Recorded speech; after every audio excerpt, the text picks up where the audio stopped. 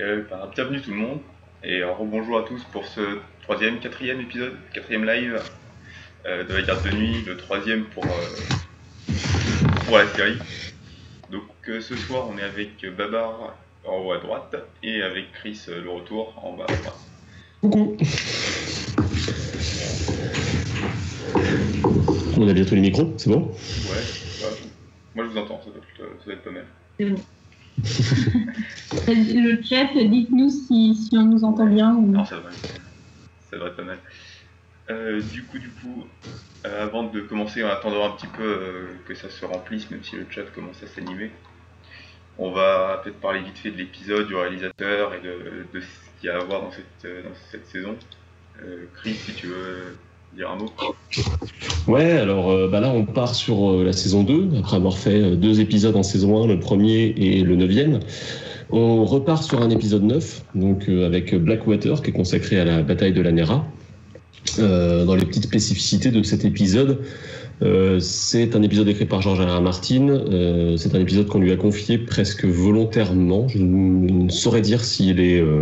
c'est lui qui a voulu l'écrire ou si on lui a confié en lui disant « Tiens, c'est ton problème, vas-y, réduis ta bataille, démerde-toi ».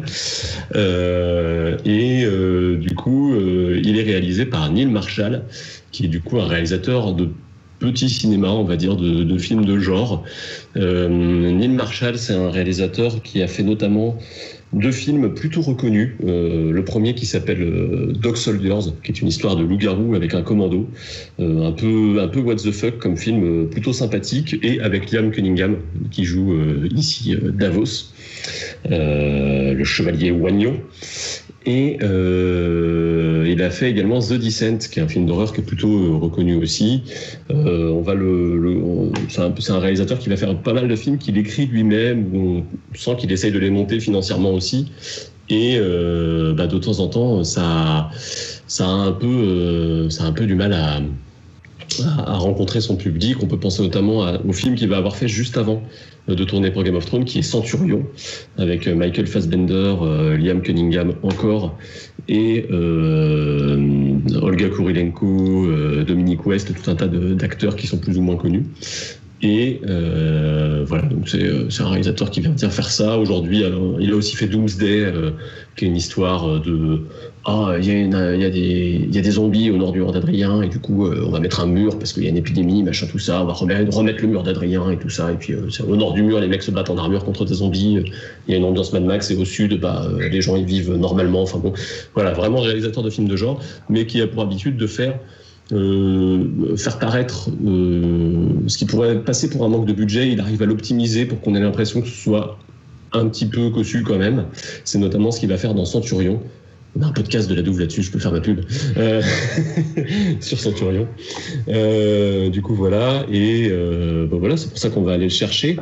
Sur la genèse de comment est-ce qu'on a été le chercher, alors je veux pas dire de bêtises, c'est une des femmes de l'équipe qui a bossé avec Benioff et Weiss, qui est allé chercher Neil Marshall, qui leur a proposé de prendre Neil Marshall en insistant beaucoup, en disant que c'était l'homme de la situation pour réaliser Blackwater, parce qu'il ne savait pas exactement à qui confier la tâche de réaliser cette bataille, qui était somme toute importante, puisque c'était un peu... ça passe ou ça casse, quoi. Soit la bataille, elle était exemplaire, et par la suite, continuer à faire Game of Thrones, ça serait porteur parce que la bataille serait réussie, soit la bataille ne remplissait pas le contrat, ne tenait pas ses promesses, et on n'aurait pas eu la suite, en fait. Finalement, je pense que ça se serait peut-être arrêté là, quoi. Parce que c'est un gouffre financier, cette bataille, mais je pense que Babar va avoir l'occasion peut-être de revenir un peu dessus, parce que je pense que tu as le bouquin de James C. Bird plus en tête que moi. Ouais, ça a été c'est un livre, une bataille en fait qui à l'origine Weiss et Benioff en fait avaient vendu la série en mode oui, mais il y aura pas d'énormes batailles, ça va pas coûter des monstruosités, etc. Et là ils arrivent en saison 2 avec une bataille gigantesque à filmer, et une bataille contrairement au premier tome, à la première saison, où les batailles n'étaient pas essentielles à l'intrigue, là toute la structure narrative en fait tourne autour de l'arrivée à cette bataille, en fait, une grosse partie des arcs narratifs. Et du coup il faut filmer cette bataille. Je suis perdue sur le sur le direct. Est-ce qu'on entend ou pas dans le live? T'inquiète pas, on t'entend juste la caméra qui On est un peu entend. frisée de ton Bon, bah, côté.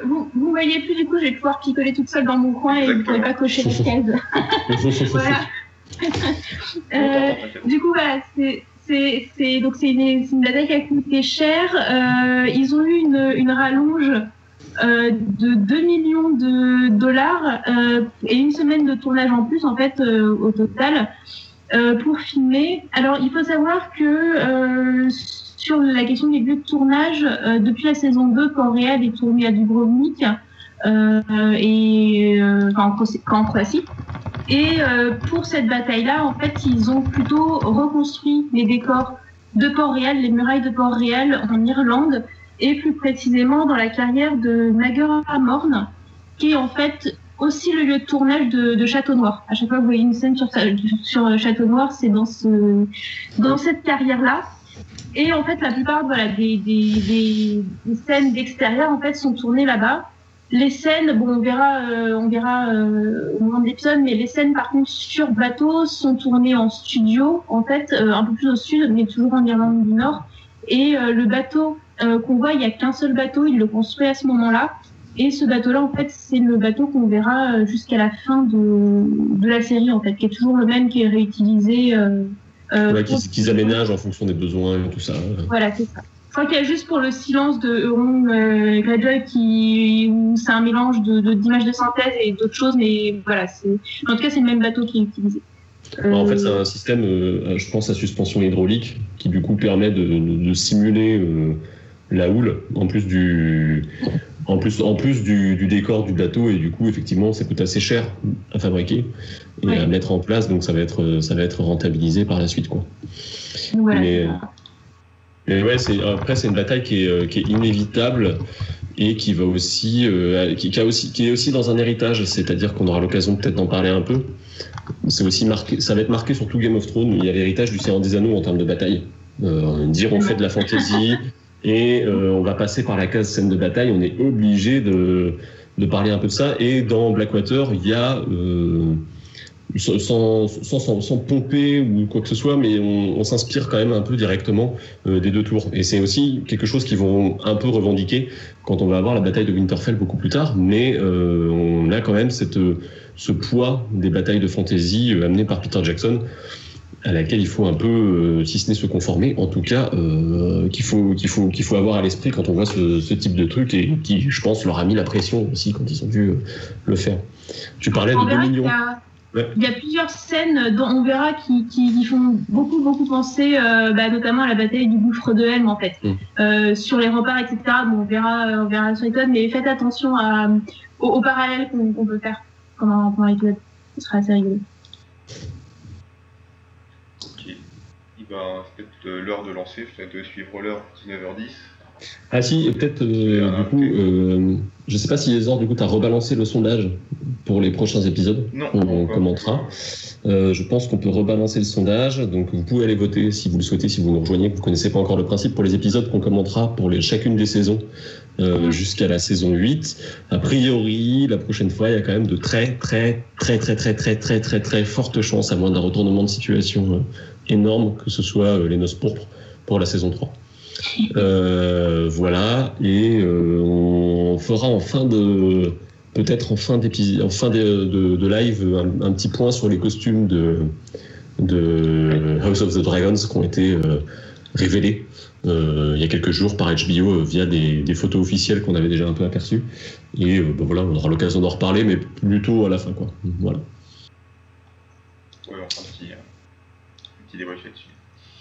Bon, si c'est tout bon, Babar, on essaiera de retrouver ta vidéo tout à l'heure, en cours de route peut-être. Ouais. Si ça revient. Je tiens à préciser que je vois quand même Babar, donc du coup je peux contrôler. Si jamais elle fait quelque chose de louche, je le dirai. Du coup, est-ce que tu pourras cocher la case du bingo comme quoi on picole ou pas? Ouais, c'est ça. T'inquiète pas, je ferai un effort aussi. Ok, et on est parti pour pouvoir utiliser mon petit compte à rebours. Tu nous fais le décompte audio pour qu'on puisse faire en même temps? Top, c'est maintenant. Hop. Désolé. Oh, HBO. Voilà. Eh ben ça s'ouvre avec le générique, comme d'habitude. Waouh. Sur le générique, on peut noter par rapport à la saison précédente que Peter Dinklage est de nouveau le premier nom. Ethan est désormais le premier nom qui apparaît à l'écran. C'était pas le cas avant. De manière générale, on va surtout avoir les noms qui vont apparaître, si je me souviens bien, des gens qui apparaissent dans l'épisode, qui est quand même consacré essentiellement à Port-Réal. Et finalement, on va avoir là Arenal, Winterfell, le on a les lieux. On a les lieux, mais par contre, on a les noms, c'est Stephen Dillon, Jerome Finn, c'est Bronn. Mais je pense qu'ils sont réagencés selon l'apparition dans l'épisode parce qu'on a eu tous les noms des mecs qui sont à Port-Réal au début, quoi. Donc, je pense il y a des histoires de cachet derrière tout ça. Ce qu'on peut, alors moi sur le générique, c'est vrai que finalement celui-là, je crois que j'aurais bien aimé qu'il se stationne à Port-Réal et que profiter du générique pour poser l'enjeu stratégique de la bataille, qu'on puisse voir un peu à quoi allait ressembler le futur champ de bataille, puisque de toute façon la promo avait suffisamment vendu la bataille pour dire que elle allait arriver et que de toute façon ça allait être l'enjeu de l'épisode 9 de cette saison-là. Ne serait-ce que pour voir. Après, c'est vrai que comme tu vois, par exemple, ils n'utilisent pas le coup de la chaîne qui ferme l'estuaire de la Nera comme dans le livre. Le fait de ne pas le voir était peut-être moins important, en fait. Voilà. Oui, et puis de manière générale, on va en parler, mais la manière dont est filmée la bataille, c'est un peu des trucs de petits filous pour cacher les manques de budget et faire en sorte que, là, il y a une porte, on va se concentrer sur cette porte-là, on va pas en faire trop, etc. Et donc, dirigé par Neil Marshall, et on ouvre avec le bateau de Davos. Donc le fameux bateau, dont on n'a qu'un seul exemplaire, mais tu vois, rien que sur les petits boucliers, je pense que ça fait partie des choses qui changent selon à qui est censé appartenir le bateau. Là, on a des petits oignons sur les rondaches qui sont présents. C'est intéressant parce que tu sens que ils ont voulu le filmer en entier là. Il y a vraiment ce long plan, tu le vois de l'avant à l'arrière, et avec ce truc de petite lanterne qui fait un peu Pirates des Caraïbes. Je pense que l'imaginaire du bateau est emprunte pas mal à Pirates des Caraïbes et de toute façon les bateaux c'est pas du bateau médiéval, clairement pas. C'est du Renaissance, c'est un peu genre galion, etc. Là voilà, c'est le même bateau, mais là il n'y a plus les rondaches. C'est ça. Mais il y avait la tête de cerf à l'avant, je pense, pour signaler que c'était le bateau de Stannis, tu vois. Donc il y a vraiment, c'est un bateau customisable un peu, quoi. C'est ouais, c'est ça. Donc vous remarquerez aussi que, vous le verrez par la suite, mais il y a un jeu aussi au niveau de la lumière, il y a des contrastes de couleurs avec les Baratheons qui sont beaucoup associés aux couleurs très sombres à la nuit, etc. Et du côté des Lannister, ce sera beaucoup plus illuminé avec des flammes, des lanternes, etc. Et ça permet quand on change de camp en fait, de tout de suite se repositionner. Et ce qui est intéressant, c'est cette espèce de pré-bataille. Et c'est ce que je disais quand on parlait du Seigneur des Anneaux juste avant de commencer. Là, c'est qu'il y a vraiment l'idée que c'est un épisode de bataille, mais on va t'amener l'attention narrativement dans l'épisode pour pas que ce soit juste. C'est peut-être là qu'ils ont un peu raté leur coup, je trouve, en saison 8. C'est que la montée en tension narrative arrivait dans l'épisode précédent. Et l'épisode suivant s'ouvrait directement sur la bataille. Ouais. Là, on va avoir un peu d'avant, un peu d'après dedans, ce qui va permettre de poser des enjeux émotionnels aussi. Là, par exemple, bien que Matos, il va pas comment il s'appelle ? C'est Matos. Matos, hein. Ouais, il va pas faire long feu parce que c'est le cas de le dire. Puisque t'es bien, je valide.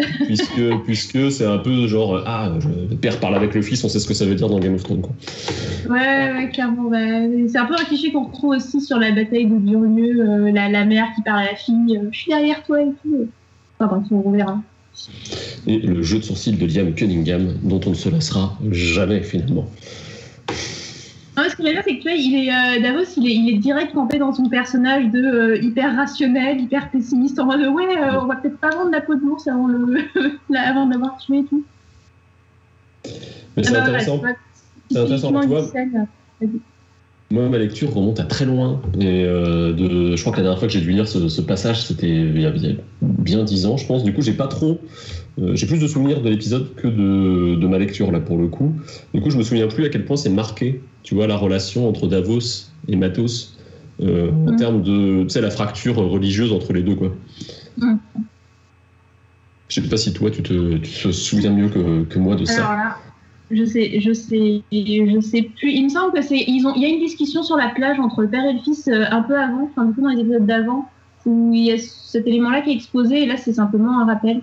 Mais alors mes souvenirs sont vraiment très loin. Je sais pas si Heather. Dans la série c'est sûr, dans les livres je crois aussi, mais alors là je ne fais pas un mot au feu.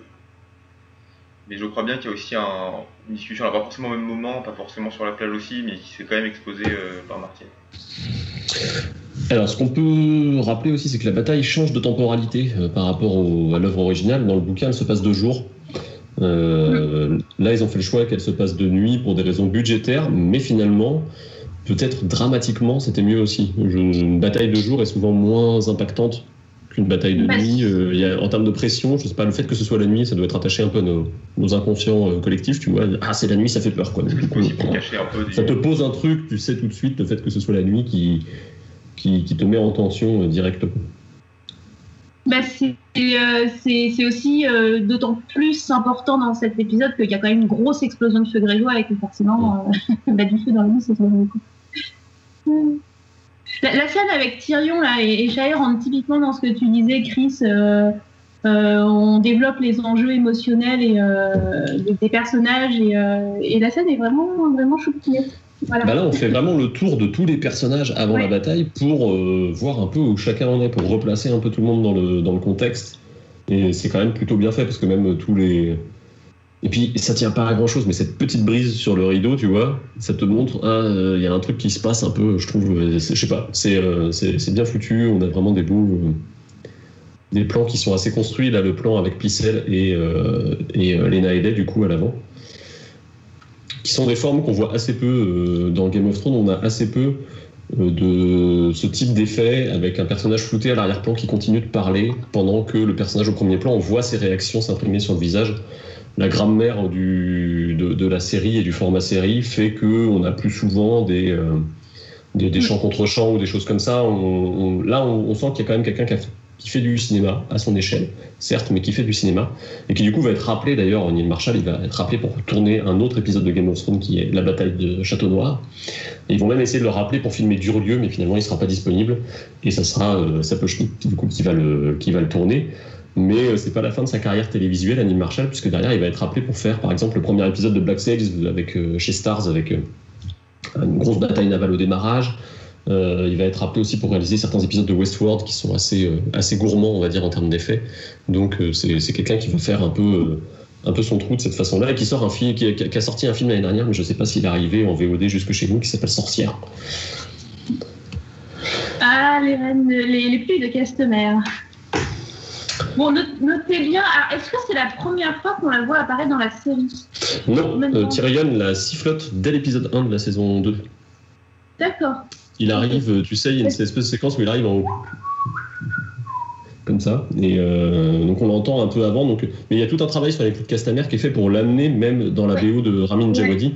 Tout au long de la saison, on va voir se développer ce thème qui va finir par arriver.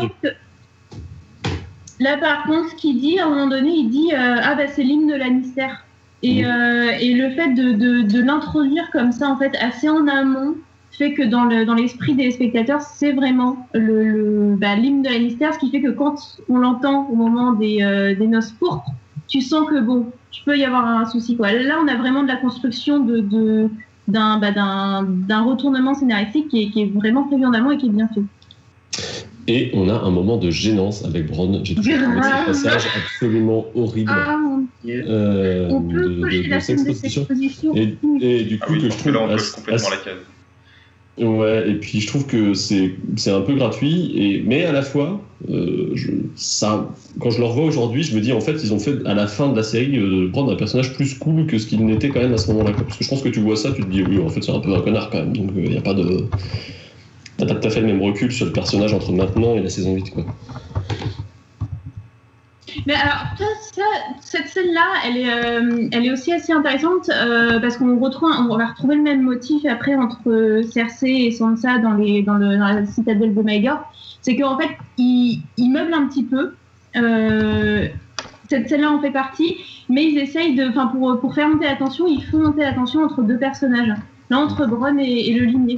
Et on va voir la même chose par la suite entre Cersei et Shae, à un moment donné, en fait, à la fois ça fait une pause, avant la bataille et ensuite pendant la bataille, mais on garde quand même une espèce de tension, pour pas que le spectateur retombe, quoi. Voilà, c'est assez sympa. Commandeur nous fait remarquer qu'il finira grand argentier quand même, donc faut pas... Ouais. C'est ça qui est un peu absurde, c'est que tu vois la manière dont le personnage a été introduit, bon, on aura l'occasion d'en reparler quand on fera un truc sur la saison 8, mais la manière dont le personnage est introduit quand même dans les 2 premières saisons, la conclusion de ce personnage fait vraiment fan service et c'est vraiment devenu un espèce de comic relief en fait vers la fin. Bon, après, il est très bon, hein. Comment il s'appelle Jérôme Flynn. Non, ouais. C'est ça. Non, mais comme beaucoup d'acteurs, c'est pas leur qualité intrinsèque qui sont remis en cause en général. Là, tu vois, il fait pas grand chose. Il y a que le ligné qui parle, lui, il fait que répondre et son jeu d'acteur, il est quand même très sympa, quoi. Et ben, il est mieux maquillé que la dernière fois que je suis venu faire un live, Rory McCann.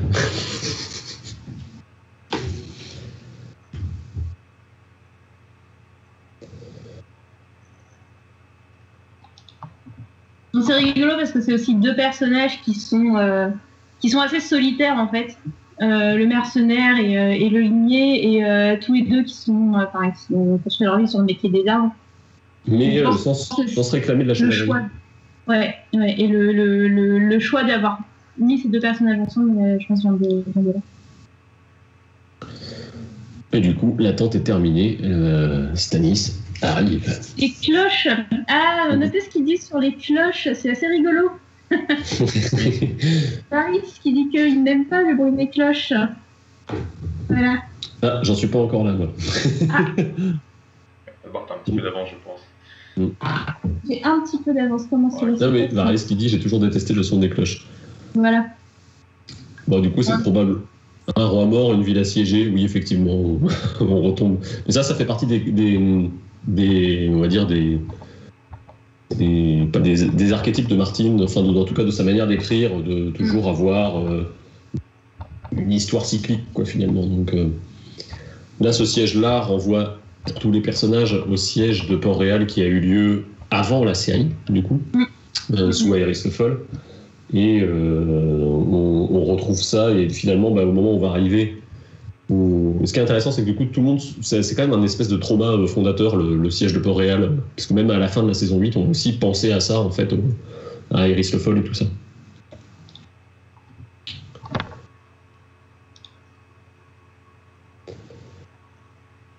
Et on a la chaîne de la main qui est imprimée sur l'armure de Tyrion. La chaîne de la main qui n'apparaît pas normalement dans la série et qui n'apparaît qu'ici, si je dis pas de bêtises. Parce que dans le bouquin, il se fait forger une chaîne qu'il arbore, qui remplace du coup l'insigne de la main techniquement. Mais dans la série, c'est le seul moment où il va vraiment avoir la chaîne, il me semble. Si je dis pas de bêtises. Je crois qu'ils avaient essayé de l'introduire en fait progressivement, et puis visuellement ça marchait pas du tout. Donc ils ont gardé la broche que Ned porte déjà et qui est beaucoup plus représentative. Et d'ailleurs, sur les photos là, de House of the Dragon, on voit Otto Hightower avec la main, justement, parce que c'est vraiment l'élément marquant. Ils en ont fait plein de produits derrière.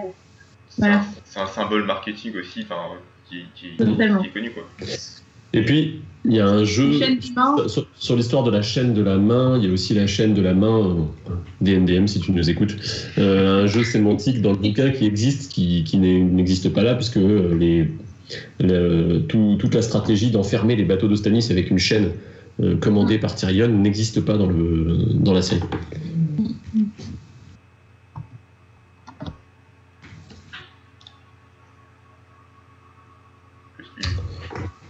La hache.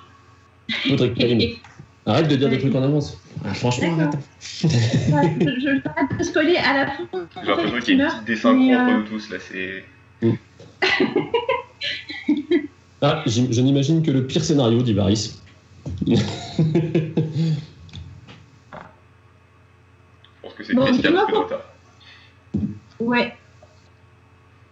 Ah, Davos qui dit que jamais les cloches n'ont signifié une reddition.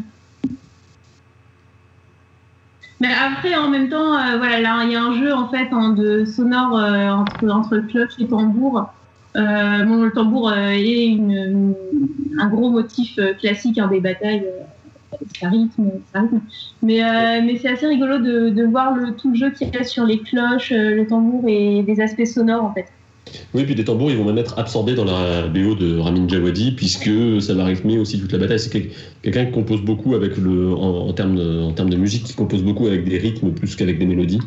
Et du coup, ça prend son importance, puisque le tambour qu'on entend, là, si jamais tu écoutes le CD avec la BO, tu l'entends aussi, en fait. Il y a pas de...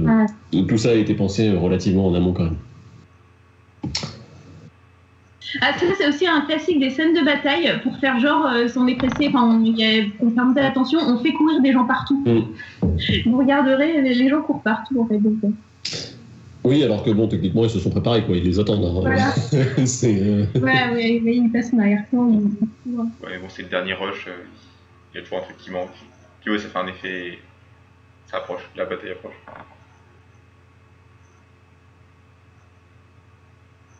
Mais je trouve, tu vois, que ce sera intéressant, vu qu'a priori, ce qui a l'air de se dégager pour la suite de notre programme, c'est de regarder l'épisode 2 de la saison 8, qui est de la pré-bataille. Je pense qu'en ayant revu celui-là, on a un espèce d'écho des deux. Ça va être intéressant à analyser, je pense. Regardez aussi l'armure de Joffrey, qui est hyper détaillée, en fait, on est beaucoup plus là dans l'armure d'apparat par rapport à celle de Tyrion, qui est aussi travaillée, mais qui est beaucoup moins sans fioritures, etc. Et c'est aussi assez révélateur des différentes personnalités et surtout de leur rôle en fait pendant la bataille. Joffrey qui va rester, qui va pas du tout participer à la bataille, alors que Tyrion va être en première ligne. Oui, puis Tyrion, c'est juste une armure custom de garde Lannister, quoi. Ouais. Je te dis, un forgeron qui a été payé à lui faire une armure à sa taille, quand même. Ou alors c'est une armure d'enfant.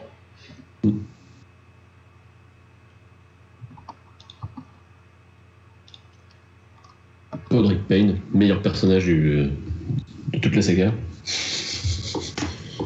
Ouais, je trouve que c'était un peu lourd avec leur blague il allait voir les prostituées, il a pas payé. Non, mais ça arrive plus tard, ça arrive dans la saison d'après. Après, c'est quand il suit Brienne.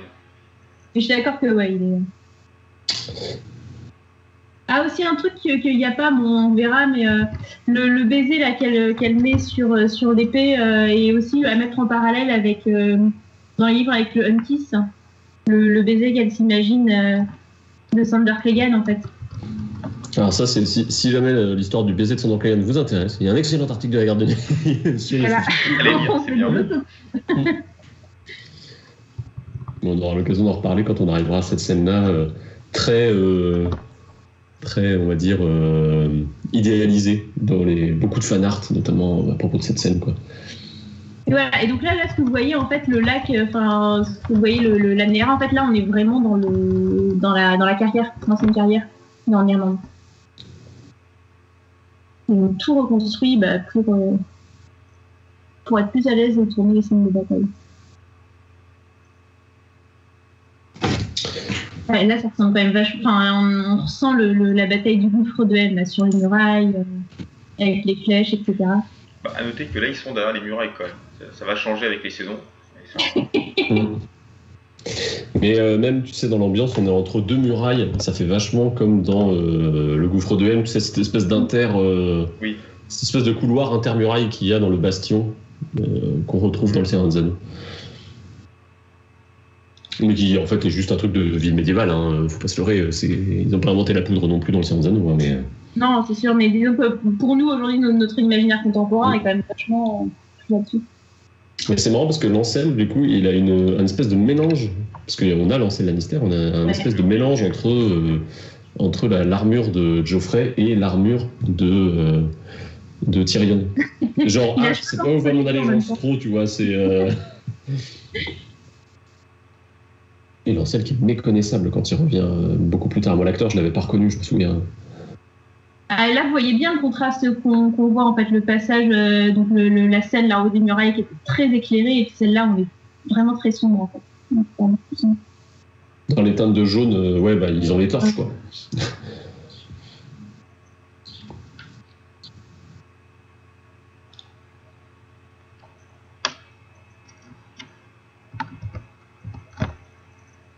Cersei avec sa robe armure.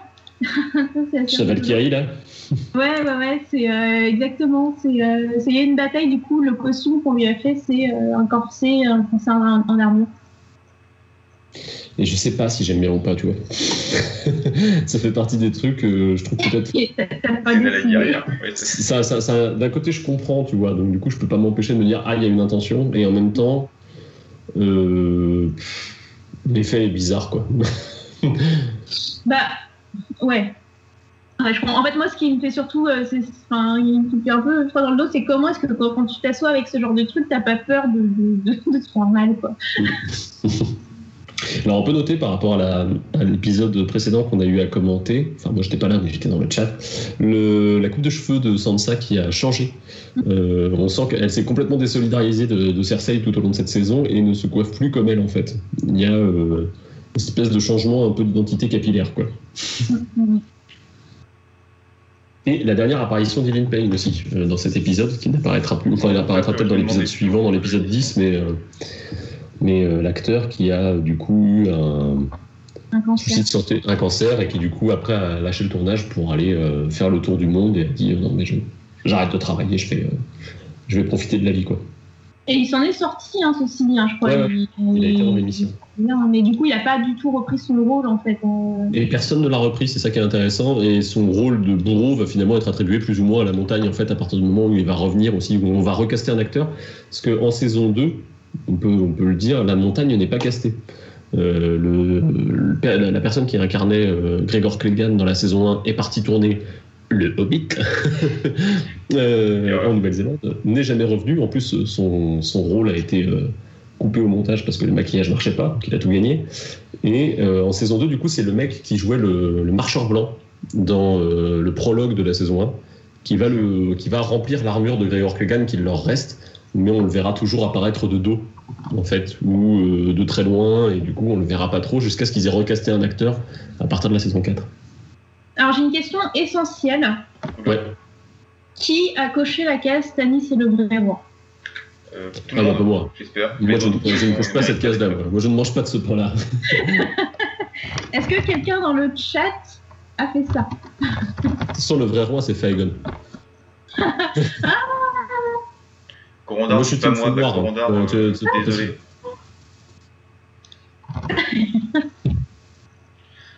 Mais je veux bien boire pour fêter ça, quand même. Ah bon, c'est bon, vous avez le droit de cocher la case du milieu. Là, on a un gros changement par rapport au bouquin où il y a toute une bataille navale, en fait, avant les explosions du feu grégeois. Mais clairement, ils ont vraiment raccourci ça et je trouve que c'est pas trop mal géré. Ça, moi, je trouve qu'en termes de tension, ouais, c'est bien géré au niveau de la tension dramatique, etc. Et bon, c'est vrai que ça peut faire un peu artificiel en mode tiens, mais pour le coup, là, ça aurait vraiment été quelque chose de trop d'ingérable. Quand tu vois qu'il leur faut le budget des dernières saisons pour faire une bataille navale avec Euron Greyjoy, tu sais qu'il prend le bateau de Yara et tout ça. Une bataille navale, c'est rush, donc du coup, c'est cher, pardon.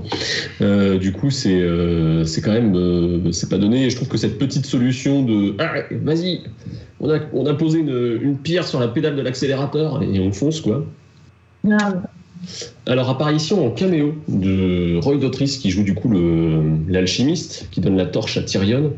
Roy Dotrice, c'est quelqu'un d'un peu particulier dans l'univers du Trône de Fer et ça fait partie de ces trucs qui faisaient qu'à cette époque-là de la série, il y avait vraiment des liens entre les bouquins et la série, puisque c'est la personne qui a enregistré les livres audio, en fait, qui a enregistré les livres audio du Trône de Fer, tout simplement. Il va y avoir l'explosion de feu grégeois, alors du coup je reprendrai ce commentaire peut-être pas. Et allez Bron, donne tout ce que t'as. C'est beau. On peut cocher la case bim bam boum. Je pense. Moi j'ai plus casé mon petit. Et du coup, pour revenir sur cette histoire d'alchimiste, le personnage devait revenir dans la saison où Cersei fait sauter le septuaire, mais du coup l'acteur est décédé entre-temps. À la base, c'est pas un acteur d'ailleurs, c'est juste c'est un comédien de théâtre. Et c'est un très bon ami de George R.R. Martin, du coup, d'où sa petite apparition aussi en caméo. Je crois qu'ils voulaient lui donner un autre rôle à la base, mais finalement, d'un point de vue disponibilité, ça ne marchait pas, donc ils se sont rabattus sur l'alchimiste. Regardez aussi un peu les attitudes des gens sur les murailles par rapport à cette explosion. On a Geoffrey qui est un peu tout content en mode waouh. Le limier qui est hyper flippé. Et ça, c'est une construction qu'on avait déjà avant, mais ils mettent vachement l'accent dessus parce que évidemment, ça va jouer un rôle par la suite. Et surtout le Tyrion qui est horrifié par ce qui se passe. Et là, je trouve qu'on a aussi un petit changement par rapport aux livres, où les livres, Tyrion est beaucoup plus ambigu. Hein. Il y a cette horreur, mais il y a aussi une espèce de fascination qu'on ne voit pas du tout. Même de satisfaction de voir que son plan a marché, quoi. Du coup, il y a un côté vraiment fascination aussi. Hein. Enfin, vraiment beauté dans l'explosion. On nous fait remarquer que heureusement que c'est pas Edmure Tully qui a tiré la flèche. On sera encore. Tout à fait. Voilà, c'est gratuit, mais j'aime bien. Voilà, non, mais oui. Pauvre Edmure, il n'arrivera que la saison prochaine. Et on a pas eu le meilleur discours de bataille d'un roi, de Stannis. Et juste, venez avec moi, c'est tout. C'est une phrase. On sent que c'est pas un grand. Ça, du coup, je trouve que c'est plutôt on est vraiment dans ce personnage qui dit ça va, quoi. Dans son personnage, pas trop parler. Pas d'emphase, la bataille, c'est ça, venez quoi. Ouais. Et du coup, on a perdu le point de vue de Davos, en fait. Du coup, la série nous raccroche au point de vue de Stannis. Mais tu vois, sur cette histoire d'explosion, une fois de plus, héritage Seigneur des Anneaux, les 2 tours, la bataille du gouffre de Helm, avec l'explosion du mur, quand le Uruk-hai vient tout seul avec sa torche faire péter le mur du gouffre. On est vraiment sur le même type de dramaturgie, avec de la même façon, je pense que les monteurs son ont repris cette technique, plutôt que de faire péter le truc plus fort, tu sais, de mettre un silence d'1 ou 2 secondes avant l'explosion.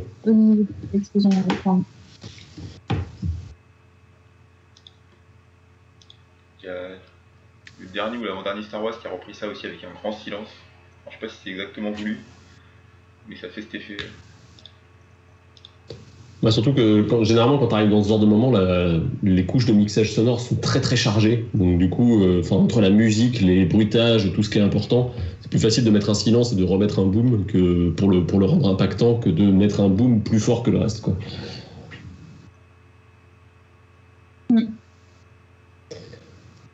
On sent l'écriture de Martin dans ces passages plus intimes, on va dire. Le coup de oui, mais les dieux ne répondent pas parce qu'ils sont des dieux, etc. Ça, c'est très très dans les livres. Il y a une. C'est marrant parce que du coup, Cersei est assez en accord avec son frangin, puisqu'il y a une réplique de Jaime Lannister sur les dieux, justement.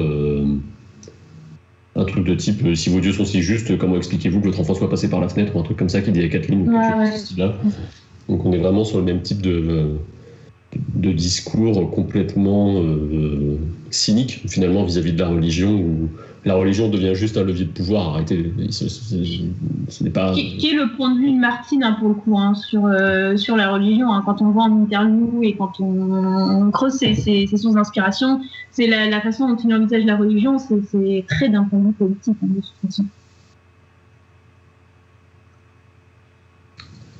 Bon, vous remarquerez que l'explosion de Greyjoy arrive à peu près au milieu de l'épisode en fait. Donc on a eu le temps de poser comme ça les personnages avant de rentrer dedans. J'étais complètement pris par le discours de Cersei. J'avais pas remarqué à quel point il était très Cersei en fait, tout ce qui est dit finalement. Le fait qu'elle voudrait être un homme, qu'elle aurait aimé de son frère en fait finalement. Elle est prête à séduire n'importe qui si ça peut lui apporter du pouvoir. Ça pouvait éviter à Stannis de mentionner qu'avec Stannis ça marchera jamais. Et Sansa qui en fait apprend plus ou moins en même temps qu'elle a peur. Et là l'inspiration c'est très Cléopâtre aussi. Et bon, encore plus dans la série où il y a le poison qu'elle est à 2 doigts de prendre, etc. Oui, ça c'est plus sur le suicide. Très effectif. Et une fois de plus, héritage de Rome un peu, parce que on a eu Cléopâtre dans Rome, quoi. Totalement.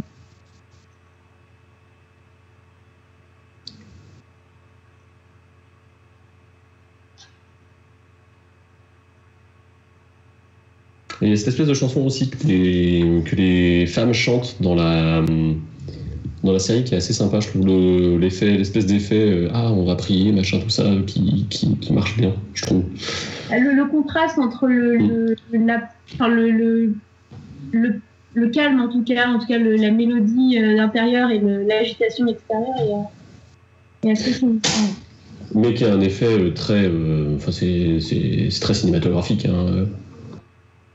Là, c'est pareil, tu vois, ils ont filmé 10 fois les mêmes barques. Un peu. Là, il y a de la duplication numérique derrière. Hein, ouais, clairement. Tu disais quoi à part sur les flèches? Les flèches enflammées là qui vont utiliser, c'est assez rigolo parce que il n'y a aucun intérêt stratégique en fait à faire ça, mais on est plus dans l'aspect visuel et de ce qu'on attend d'une bataille. Et en fait, on note déjà que cette bataille-là, il y a plein de trucs qui sont pas entre guillemets réalistes par rapport à ce qu'on pourrait être une vraie bataille. Donc on est déjà dans ça, mais c'est vrai que là, la différence par rapport aux batailles de la saison 8, c'est qu'on accède beaucoup plus ces éléments irréalistes parce qu'ils sont à petite dose et qu'il y a une certaine logique qui sous-tend une bonne partie des décisions, ce qui n'est pas du tout le cas dans la saison 8. Et on verra par exemple avec le traitement des armes de siège, la façon dont le bélier est amené par rapport à la façon dont les catapultes sont utilisées dans la saison 8, ça n'a genre rien à voir, quoi. Les flèches enflammées, c'est un peu un trope de film médiéval. Dans la réalité, on sait très bien que ça n'existe pas trop. Après, ça permet aussi, tu vois, dans une scène de nuit, de voir les flèches. C'est ça, je pense que c'est ça. Et ça rend c'est beau. Ça fait un peu de truc, tu sais, genre aujourd'hui les reconstituteurs le font aussi, et du coup, tu vois, c'est genre si tu fais un spectacle, tu mets spectacle médiéval où tu tires des flèches, tu les enflammes, si jamais le spectacle est de nuit pour avoir un effet joli, tu vois. Ce qu'on peut noter par contre, c'est sur les mecs qui prennent les flèches, c'est que en fait on leur tirait vraiment dessus et ils se baladaient du coup avec des planches en bois de chaque côté du corps et ils étaient à tel point en armure, en dessous de leurs armures que ils ne sentaient pas les flèches arriver, donc ils avaient une petite décharge électrique pour pouvoir qu'on leur donnait pour qu'ils puissent s'écrouler. Genre en gros il y avait un technicien qui était payé à appuyer sur un bouton pour envoyer une décharge électrique à chaque mec qui recevait une flèche pour qu'il ait le ah oui il faut que je m'écroule, boum. J'ai dû recevoir une flèche mais je l'ai pas senti, quoi. L'armure était quand même bien faite du coup. Après bon, comme dans la plupart des séries médiévales, on voit qu'il y a le cliché armure en papier en papier dans le genre. Le Fossoyeur de film avait fait une série là-dessus avec les clichés de bataille. Ah oui, sur les batailles aussi, à partir du moment où il y a la confrontation entre les deux côtés, les deux camps, le côté sombre et lumineux, du coup, s'estompe un peu, mais sur le champ de bataille où on reconnaît les deux camps avec leurs casques. Vous regardez le casque Lannister qui est le casque à lunettes, qui s'ouvre en fait. Et le casque des Baratheons, c'est un casque qui a une forme de ce qu'on appelle une salade. Quoi, j'ai une laitue sur la tête. N'est-ce pas? Et en fait, un casque, il y a une protection à l'arrière. Et donc, on voit les deux camps avec ces deux formes de casques. En fait, c'est des casques des Baratheons, c'est des casques qui sont faits pour fuir. Genre, et t'es sûr de pas prendre une flèche dans la nuque. Voilà. Coup d'épée dans la nuque, en fait. Mais du coup, visuellement, ça permet de carrément mieux distinguer les deux camps. Et on voit le petit Tommen aussi sur la gauche à côté de Cersei, qui va changer au moins 3 fois d'acteur, si je me souviens bien. C'est que les acteurs grandissent. Justement, lui, il va sauter. Après, on va plus trop le voir, je crois, en saison 3. Et à partir de la saison 5, ça va être l'acteur qu'on aura à la fin. Hein? Il va sauter après. Ouais. Effectivement, j'avais oublié ce détail. Ça va faire un autre mot. C'est fou, les jeux de mots involontaires qu'on peut faire grâce à la sémantique de George R.R. Martin. N'est-ce pas, DNDM, si tu nous écoutes. C'est pas sorti, on attend Fred et Jamie. Bon, allez, j'arrête. C'est...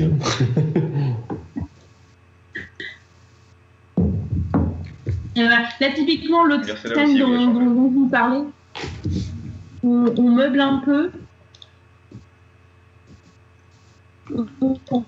On rajoute des scènes, mais on crée une tension à l'intérieur entre Shae et Cersei. Mais qui est nécessaire, parce que sinon tu te dis à l'intérieur, c'est bon, on a compris, ils attendaient, il y a eu le discours de Cersei déjà, qu'est-ce que peut amener la scène suivante? Qu'est-ce qu'on peut créer qui fasse que, à l'avenir, ça puisse... Tu vois, là, à ce moment-là, tu te dis, attends, est-ce que Cersei, elle a grillé? Est-ce que Cersei, elle a pas grillé pour Tyrion et Shae?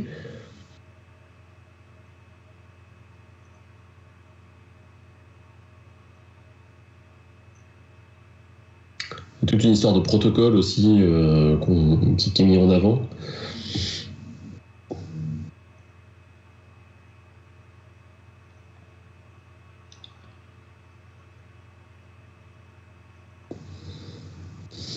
Et Lancel qui fait son grand retour avec une flèche montée.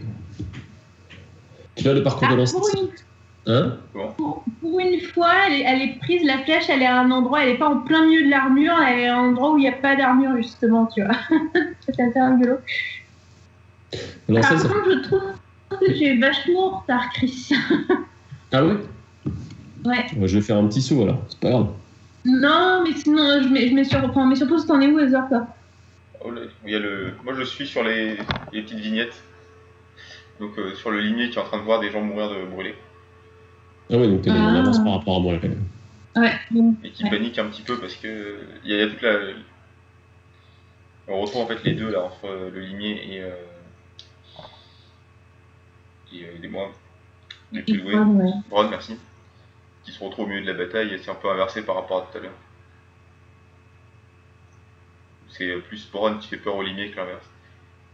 Alors, on aura l'occasion d'en reparler, mais il y a un mec qui vient de courir là avec sa flèche dans l'œil. Ça fait partie sans doute des infirmes qui sont castés pour les scènes de bataille, comme ça se fait beaucoup au cinéma. C'est-à-dire que pour pouvoir couper des jambes, des têtes, des machins, des trucs, on demande à des gens qui n'ont plus de bras, plus de jambes, un œil en moins, de venir, et on leur fait des maquillages, des prothèses qui peuvent voler en éclats. Alors on ne demande pas aux gens de venir sans tête non plus, hein, mais dans l'idée, c'est des espèces de notes de casting un peu improbables, notamment c'était le cas pour les Noces pourpres. Il y avait eu une note de casting, on cherche 2 mecs sans jambes, un mec avec un bras en moins, etc. pour faire de la violence, finalement. Même ces échelles, très les 2 tours. Hein.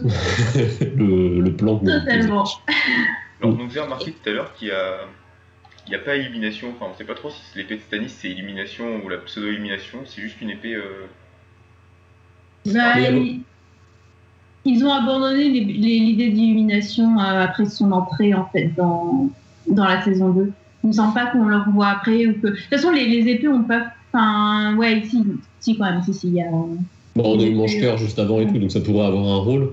Après, je pense qu'il y a un espèce d'effet sur Stannis de manière générale. Ils se sont dit, attends, on rajoute un personnage, ça fait beaucoup à ingérer. On va enlever un peu de lore pour que ce soit plus compréhensible. Et du coup... quand Mélisandre dit un peu plus tôt dans la saison, je sais plus, elle utilise le terme Lightbringer, qui est du coup illumination en anglais. Mais tu sais pas si c'est un truc, dans la formulation de la phrase, tu sais pas si c'est un nom ou si c'est juste il va porter la lumière ou un truc comme ça. Ça fait vraiment très. Ça peut être compris comme les deux, quoi. Donc ils ont enlevé ça, ils ont enlevé le nom d'Orlor aussi.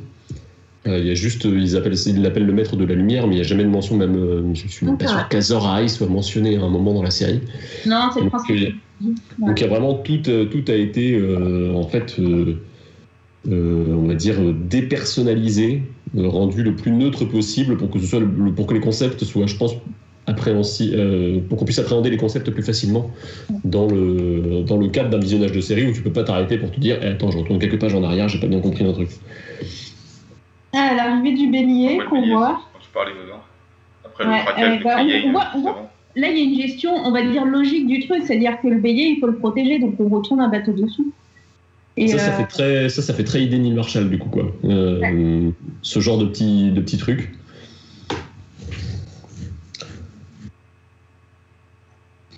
Et puis c'est assez cool, je trouve que l'effet elle est vraiment chouette, cette idée de bélier barque là c'est vraiment une très très bonne idée. Et puis toute la scène avant avec Clegane aussi on n'a pas parlé, mais quand il renie tout, son roi, la garde royale, puisqu'il est paniqué. The King. Vous voyez les casques salades, là ce qu'on appelle les salades avec la queue à l'arrière en fait, pour protéger la vie.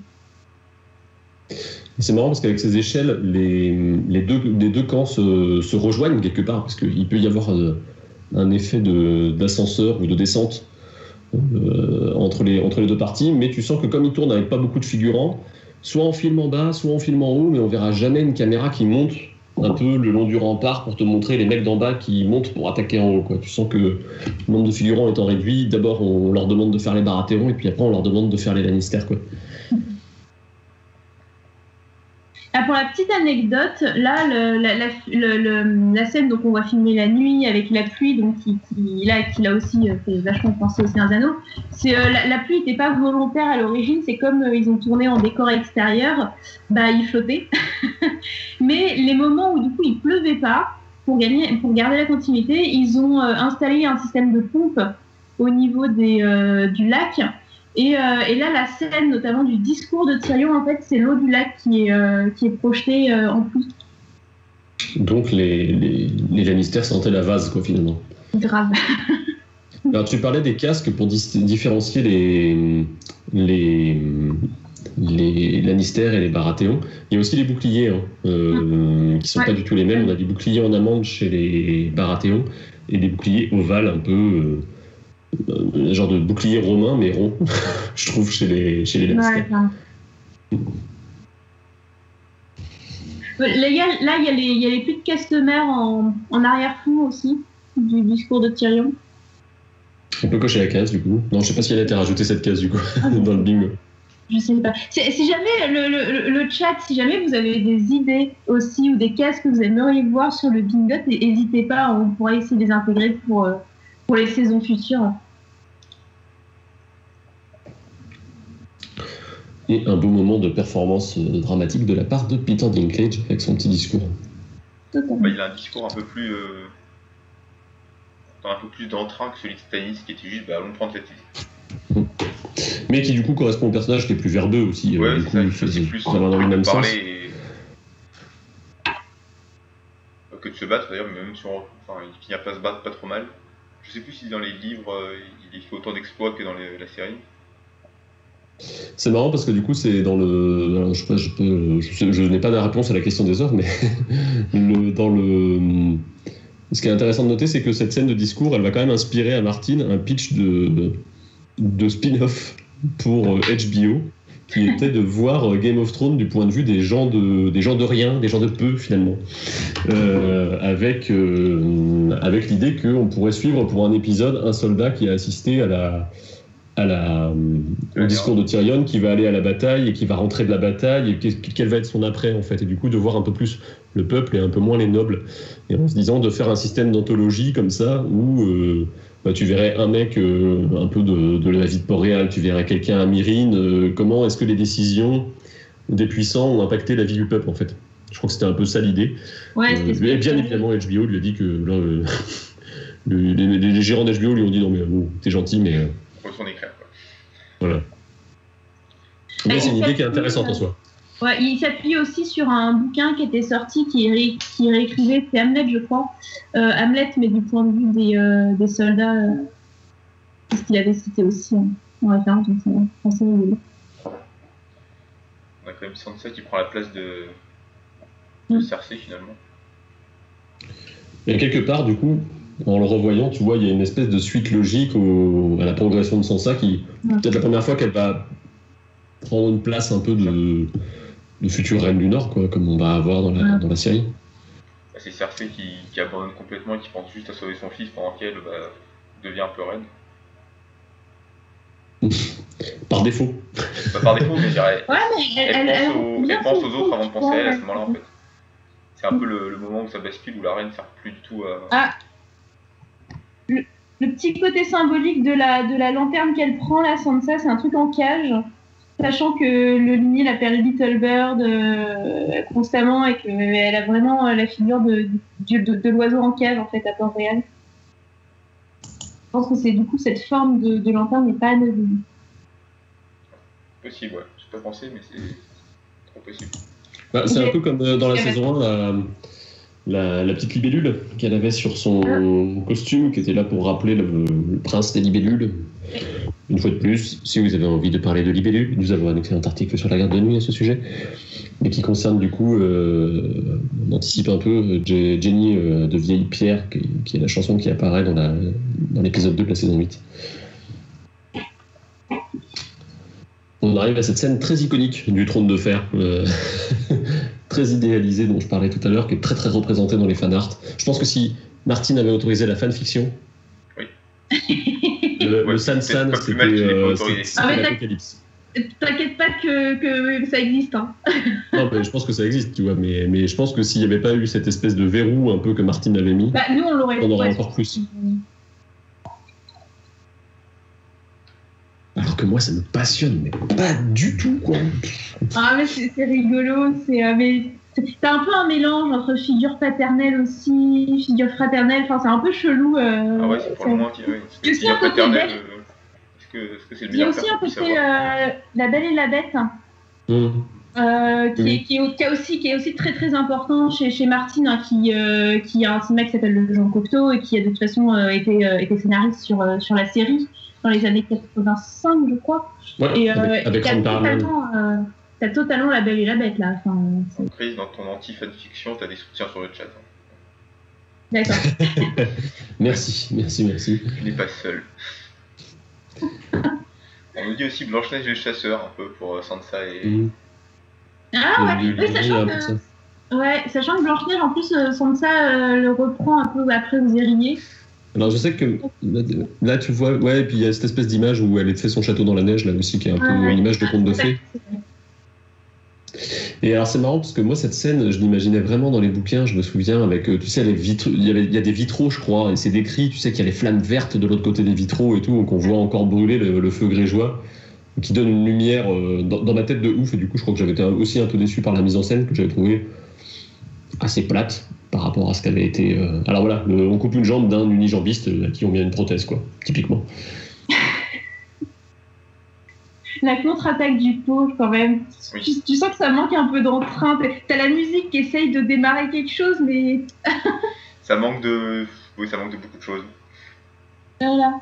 Alors c'est marrant parce que moi je me souviens à l'époque quand j'avais vu l'épisode, je l'ai même regardé plusieurs fois d'affilée parce que j'étais trop impressionné, quoi. J'étais là, mais c'est fou, on a fait ça à la télévision, je m'y attendais pas du tout. Et aujourd'hui ça paraît un peu cheap par rapport à ce qu'ils ont fait plus tard. La contre-attaque qui dure à peu près 40 secondes avec le bûcher le bélier qui s'enflamme. On sait pas trop comment. Ah, Stannis sur le champ de bataille aussi, grosse différence par rapport au bouquin où Stannis est toujours à l'arrière-garde. Ça, c'est une décision de Neil Marshall aussi pour impliquer le spectateur en fait de suivre Stannis. Et du coup, ça a un réel impact par contre sur le développement de personnage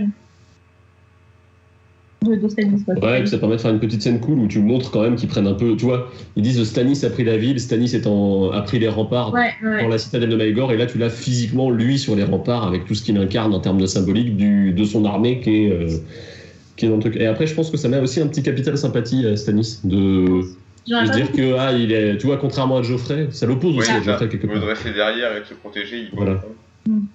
Du coup, il y a des gens qui peuvent dire Stannis est le seul vrai roi après, quoi. Mais il y en a qui vont faire ça. Mais... Il y en a qui font ça, je crois.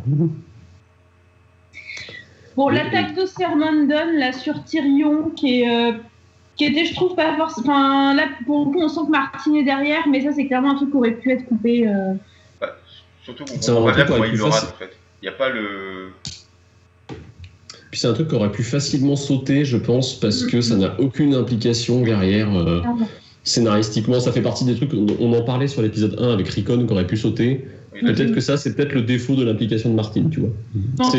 C'est très bien qu'il ait suivi certaines choses, mais parfois, je pense qu'il aurait fallu qu'il y ait la possibilité de mettre un veto quand cet arc scénaristique-là, il va dans le mur, pouf, allez, tac, on le coupe, on sent qu'on n'aura pas le temps de développer, on l'enlève. Ils vont subir en fait le maquillage de Tyrion qui n'est pas trop réussi pour son nez à moitié coupé et qui finalement, je pense que ça a dû prendre beaucoup plus de temps que ça n'apporte de choses. Ah, la charge de cavalerie. Alors c'est bon là pareil, Seigneur des Anneaux, très Seigneur des Anneaux avec le ralenti, etc. Et le contraste est d'autant plus fort que comme ils n'avaient pas beaucoup de budget, en fait, tous les mecs qui sont devant, qui se battent devant la porte du roi, ils sont à pied, en fait. Et alors, je trouve qu'ils ont eu un gros défaut, c'est qu'ils n'ont pas du tout assez, je trouve, pendant la saison, mis en avant l'armure de Renly pour que tu comprennes, en tant que spectateur, que c'est Loras dans l'armure de Renly qui est en train d'arriver. Ouais. Il y a un problème de character design là-dessus, ça a dû être plus prononcé, quoi. Je pense que ça fait partie des choses dont ils se sont pas souciés. À la limite, pourquoi pas. Je pense qu'au contraire. On voit Loras qui enlève le casque dans les plans suivants à la fin. Mais ça n'enlève rien. Ça enlève rien à la compréhension, c'est juste qu'on ne comprend pas la symbolique du truc, effectivement, je suis d'accord. Mais ça, je pense que ça doit devenir aussi l'écriture de Martin et du fait qu'il y a un truc qui n'a pas été préparé en amont dans la série, en fait, effectivement. Et finalement, ça ne change pas grand-chose. En fait, on le voit arriver, on comprend que c'est lui qui est venu sauver un peu Port-Réal avec... Moi, je me souviens que j'ai dû m'y reprendre à plusieurs fois, tu vois. Maintenant, je sais que c'est... Mais je m'étais dit, maman, il manque un truc, il est censé y avoir une armure avec des andouillés, tu vois, et du coup, non, pas vraiment, quoi. Si t'as lu Elif, tu comprends. Si t'as pas lu Elif, c'est pas très grave, en fait. Ouais, mais c'est pas très évident et c'est dommage parce que, je trouve que c'est dommage de rater ce truc-là alors que finalement il aurait juste suffi de faire une armure un peu plus cossue pour Renly qui soit vraiment identifiable. Oui. Ils avaient le temps de l'introduire dans la saison 2. Surtout qu'ils ont fait une scène de tournoi et tout, ça aurait été l'occasion de montrer que c'était un roi combattant un peu.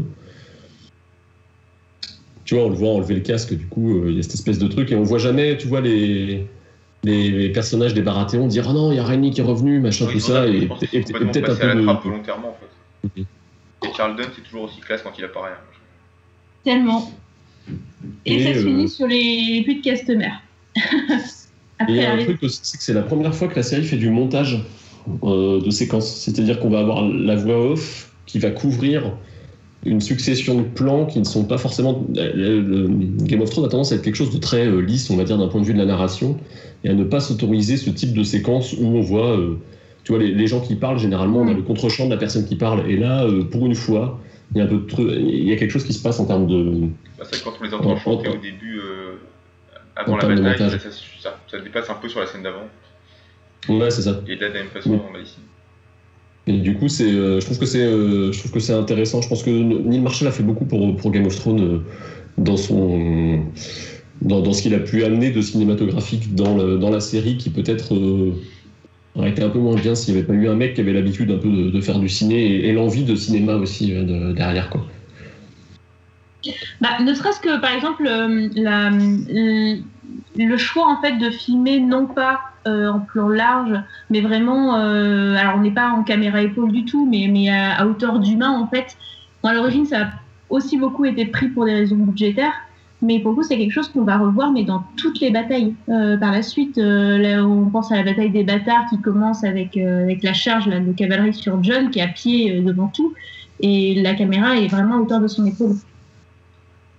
Et on suit vraiment les piétons, donc les soldats, et on voit pas la bataille de haut, en fait. Oui, il n'y aura jamais un plan vu du dessus, ça n'arrivera que dans la dernière saison, quoi, finalement. Ces espèces de grands plans larges qui permettent de comprendre la géographie du lieu où se trouve la bataille. Ouais. Sur le générique aussi... non, pardon, tu voulais dire quelque chose? Je crois qu'ils ont acheté des drones pour le tournage, je pense qu'ils sont trop un petit budget. Ou juste des gens qui pouvaient faire des matte painting en images de synthèse et du coup, puis c'est bon, ils pouvaient les défrayer, quoi. Mais là, sur le générique, il y a un truc qui est intéressant aussi, qui montre un peu le glissement de HBO, la volonté de créer une vraie série populaire. Ils vont aller chercher The National, qui est un groupe moins connu chez nous qu'aux US, un groupe de pop un peu indé de là-bas, et ils vont lui demander de chanter le générique de fin, et en fait on va avoir ce côté très finalement musique un peu pop qui va arriver petit à petit dans Game of Thrones. Et cette version est vachement appréciée dans le chat, en tout cas. Moi j'aime beaucoup cette version des pluies du Testament, et puis elle a été reprise il y a la version avec Serge Tankian qui existe au début de la saison 8, du coup il va y avoir je vais pas dire, il y a des chanteurs aussi qui traînent, qui sont en figuration. Bon, il y a Ed Sheeran à un moment qui va faire la Hands of Gold aussi, donc on va vraiment avoir un truc très pop musique à l'intérieur de Game of Thrones. Ils vont même sortir des albums, tu sais, de pré-saison où les chanteurs vont chanter un truc sur Game of Thrones, tu vois, ou des choses comme ça, un album de rap notamment, si je dis pas de bêtises. Donc vraiment l'idée de créer un divertissement populaire qui brasse tout, tu sais, qui soit vraiment globalisant en termes de ce que ça rassemble. qu'il y a des questions sur le chat? Moi, ça parle beaucoup des putes Castémir, en fait, et qui... c'est pour ça que j'étais un peu revenu là-dessus.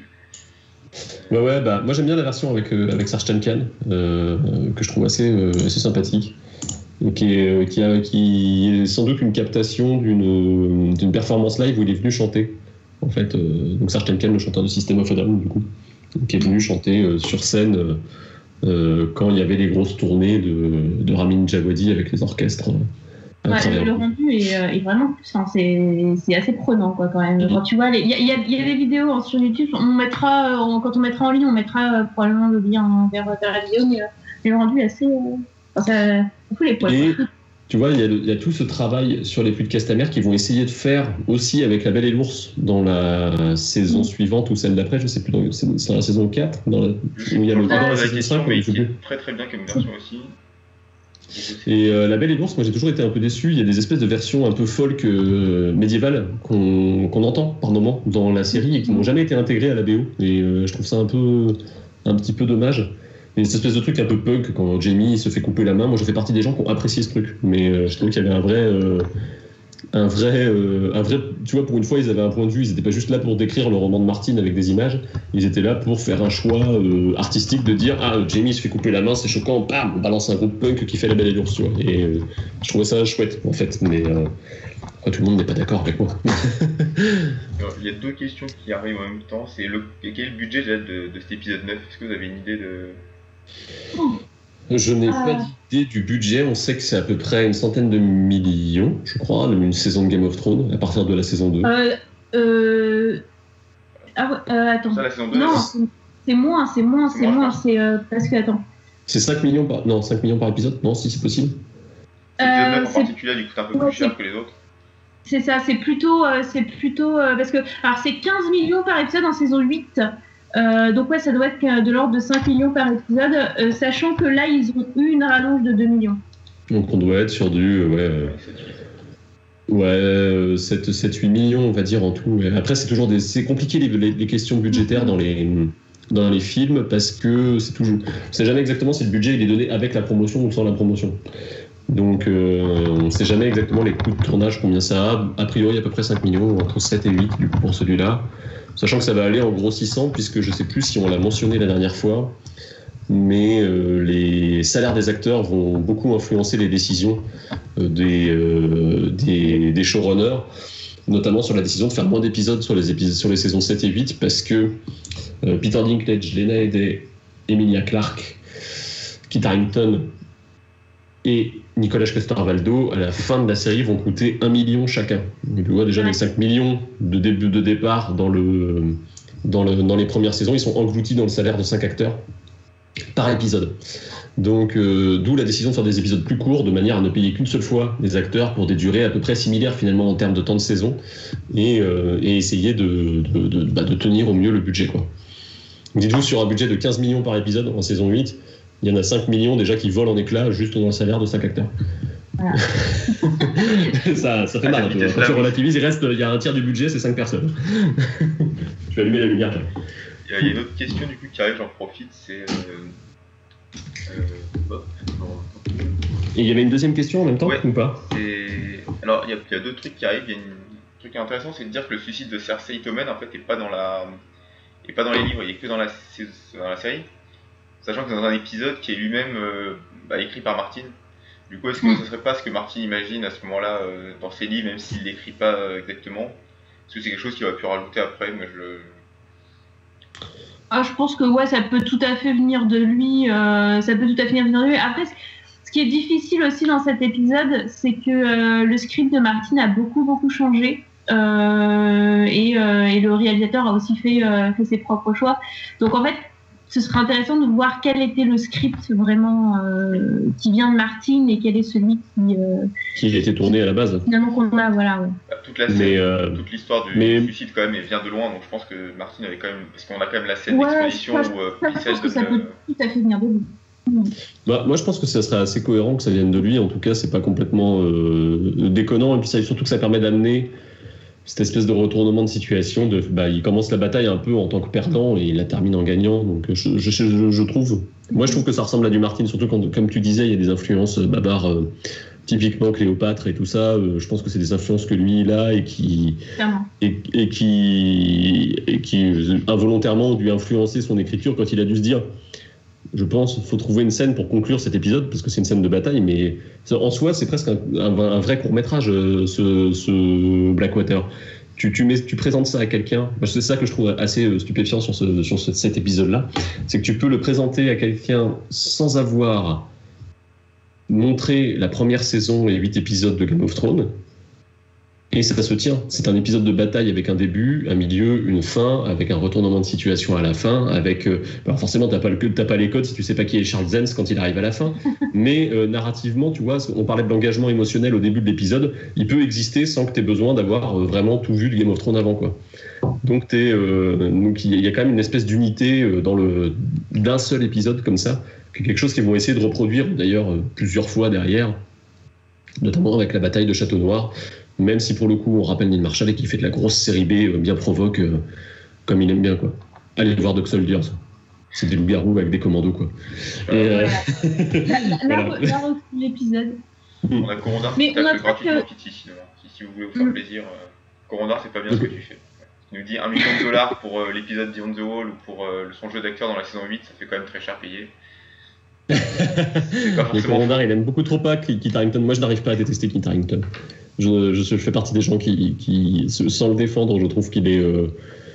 Voilà, bon, Jon Snow, ça n'a jamais été un personnage très expansif, même dans les bouquins. Ce qu'en fait Kit Harington me laisse pas spécialement... vraiment, ça m'indiffère. Je trouve qu'il souffre beaucoup en saison 8 d'une écriture assez déplorable de son personnage de toute façon. Donc, mais est-ce que c'est son... Alors on digresse un peu, mais est-ce que c'est l'écriture qui est mauvaise ou est-ce que c'est parce que lui est mauvais, on lui a fait un jeu à minima pour pas trop l'entendre parler en fait? Parce qu'il y a quand même beaucoup de scènes où il est filmé de dos, où il est filmé avec 4 phrases maximum. Ouais. Je sais pas trop si c'est pas... par défaut qu'on lui a fait ce rôle-là, quoi. Ouais, moi je pense pas parce qu'il est pas. Je pense pas que ce soit. C'est pas forcément l'acteur du siècle, c'est pas Jack Nicholson non plus, mais tu vois, mais c'est pas ce qu'on lui demande et c'est pas la manière dont il a conçu, je trouve, le jeu d'acteur. Non, je pense pas parce que à mon avis, s'il est payé 1 million par épisode, techniquement t'es censé voir suffisamment sa tronche dans l'épisode pour que ce soit justifié en termes de salaire. Donc tu peux pas non plus faire n'importe quoi après. C'est compliqué, c'est que tu peux le virer en fait. C'est qu'une fois que tu l'as choisi, tu peux plus le virer, donc tu peux bien faire avec. Tu peux, ils l'ont fait avec Dario Naharis, hein. Ils ont pas eu de problème avec ça. C'est un personnage qui est moins principal, Dario, tu le vois. C'est moins principal, mais si tu t'entends pas avec un acteur, tu peux aussi le changer. Tu vois, je pense que je veux dire, à un moment, pour prendre une autre série britannique, Doctor Who, ça ne leur pose pas de problème de changer de gueule de personnage. Ok, il y a un twist qui permet de le faire, tu vois, mais dans les faits, je pense que le public de série est habitué à voir des personnages changer de gueule. Ça, je pense que c'est pas... Tu vois, s'ils avaient vraiment eu un problème avec Kit Harington, ils n'auraient pas hésité. Après, bon, évidemment, il y avait des contrats d'engagement, des machins. Après, c'est une bataille d'avocats, quoi, mais... tu vois, il y a eu un problème avec l'acteur qui joue Daario en saison 3. Si je dis pas de bêtises, et en saison 4, il avait changé, quoi. On le voit à peine en saison 3 de mémoire, c'est un blond, il est plus proche de l'image qu'il y a dans les livres, et on le voit moins longtemps, c'est peut-être plus simple de changer. On ne saura pas de toute façon. Voilà. Ouais. Donc je pense que vraiment, s'ils avaient voulu... Mais je pense que, Kit Harington, moi je sais pas, je suis pas... J'aime pas bâcher Kit Harington gratuitement comme ça. Il y a des gens sur qui je veux bien taper, tu vois, Benioff et Weiss, ça me fait pas de problème. Les mecs, ils ont pondu Poséidon et 3, donc tu vois, j'ai aucun souci avec ça. Mais, par contre, sur Kit Harington, je trouve ça presque trop facile. Je propose qu'on te mette toi avec Corona dans une pièce et puis on voit le premier qui sort à gagner. Ah mais non, c'est trop facile, je lui mets un chiffre dans Cavill et on sera copains. Exactement. Je vais remettre dans le chat le lien pour voter pour les prochains épisodes. Alors peut-être juste finir pour cet épisode, il faut savoir qu'il a gagné un Hugo, le Hugo du meilleur court-métrage en fait. Alors je sais plus exactement c'est quoi la désignation, mais c'est meilleure série dramatique en format. En gros, c'est une catégorie où tu peux nommer des épisodes de séries, en fait. J'ai l'impression. Puisque les autres années, en préparant cette émission, on a préparé cette émission vite fait, on a un article de Martine qui dit que, sur son blog qu'il est très étonné d'avoir gagné avec Blackwater parce que ça faisait 6 ans que Doctor Who gagnait ce prix avec des épisodes. On devait arriver à la fin de la période, alors on était en 2012, arrivé à la fin de la période de Steven Moffat chez Doctor Who. Non, ou début. Plutôt début. Je crois que c'est Steven Moffat, c'est 2010 ou quelque chose comme ça. Donc voilà, à peu près. Pour situer sur ce qu'il y avait en parallèle, on devait être en saison 6 de Doctor Who, ou quelque chose comme ça.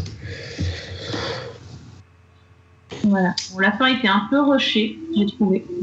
Sur Blackwater ?